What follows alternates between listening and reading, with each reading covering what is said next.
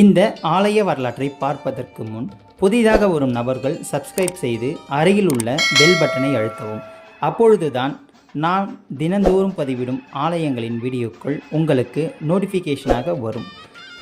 பிடித்திருந்தால் லைக் பண்ணவும் மற்றும் ஷேர் செய்யவும். வாருங்கள் இந்த ஆலயத்தின் மகிமையை பார்க்கலாம். தெய்வங்களை உணரும் ஆன்மீக பயணத்தில் இன்று நாம் தரிசிக்கப் போகும் ஆலயம் மதுரை தெப்பக்குளம் மாரியம்மன் திருக்கோவில். இந்த பெயரை கேட்டதுமே மதுரை வாழ் மக்களிடம் அப்படி ஒரு சிலிர்ப்பும் பரவசமும் தொற்றிக்கொள்ளும். அந்த அளவுக்கு அன்பர்களின் மனதில் குடிக்கொண்டிருக்கிறாள் இந்த மாரியன்னை. திருமலை நாயக்க மன்னரால் உருவாக்கப்பட்ட மதுரையின் மிகப்பெரிய தெப்பக்குளம் மன்னரின் பெயரில் அழைக்கப்படாமல் மாரியம்மன் பெயரில் மாரியம்மன் தெப்பக்குளம் என்றே பிரசித்தி பெற்றிருக்கிறது. அரண்மனை கட்டுமானத்துக்காக தோண்டப்பட்டதால் ஏற்பட்ட பள்ளத்தையே நாயக்க மன்னர் இத்திருக்குளமாக அமைத்தாராம். இங்கே மண் தோண்டப்பட்ட போது கிடைத்த பெரிய விநாயகரையே மதுரை மீனாட்சி அம்மன் கோவிலில் முக்குருணி விநாயகராக தரிசிக்கிறோம். இக்குளத்தில் தை மாதம் நிகழும் தெப்ப திருவிழா விசேஷமானது. இப்படி பெருமைகள் வாய்ந்த இந்த குளத்தின் அருகிலேயே மாரியம்மன் கோயில் கொண்டிருப்பதால் கூடுதல் சிறப்பு பெற்றுவிட்டது. மதுரை மக்களுக்கும் மட்டுமல்ல, அன்னை மீனாட்சிக்கும் பிரியமானவள் இந்த மாரியன்னை என்று பலரும் கூறுகிறார்கள். பாண்டிய மன்னர்கள், சேதுபதி மன்னர்கள், நாயக்க மன்னர்கள் அனைவராலும் வணங்கப்பட்ட அன்னை இவள்.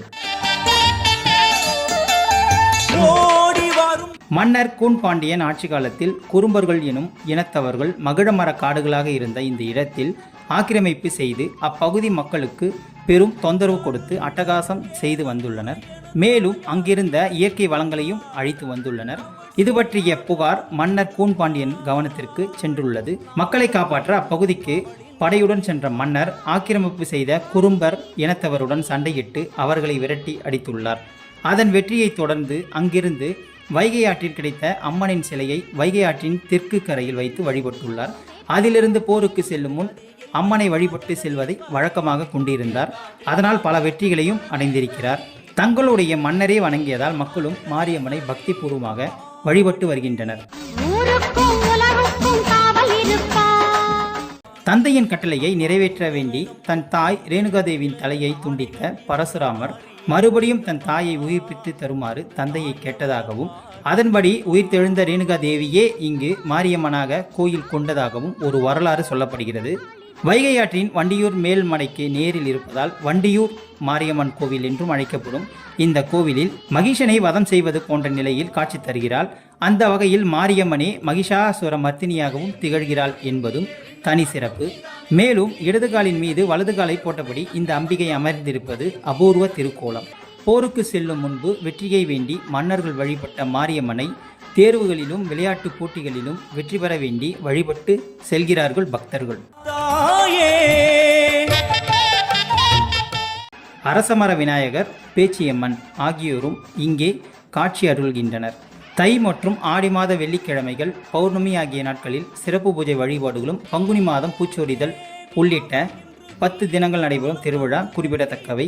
பால்குடம், தீச்சட்டி எடுத்தல், கண்மலர் காணிக்கை, அம்மனின் உருவ பொம்மைகள் வாங்கி வைத்தல், பானை முழுவதும் மையினால் புள்ளி வைக்கப்பட்ட பானை கொண்டு வருதல், மாவிளக்கு போன்ற பல நேர்த்தி கடன்களை பக்தர்கள் நிறைவேற்றுகின்றனர். மதுரையின் காவல் தெய்வமாக அம்பிகை வீட்டிற்கும் இக்கோவிலில் அம்பாள் மிகுந்த வரப்பிரசாதியாக அருள்கிறாள். இவளே ஆதி தெய்வமாகவும் வழிபடப்படுகிறாள். இப்பகுதியில் வசிக்கும் மக்கள் எந்த விசேஷங்கள் நடத்தினாலும் முதலில் இவளிடம் உத்தரவு கேட்டுவிட்டு அதன் பின்பே நடத்துகிறார்கள். மதுரையின் உள்ள பிரசித்தி பெற்ற கோவில்களில் விழா நடக்கும் முன்பு முதல் பூஜை இவளுக்கே செய்யப்படுகிறது. இந்த ஆலயம் காலை 6 மணி முதல் இரவு 9 மணி வரை திறந்திருக்கும். வெள்ளிக்கிழமைகளில் இரவு 10 மணி வரை திறந்திருக்கும்.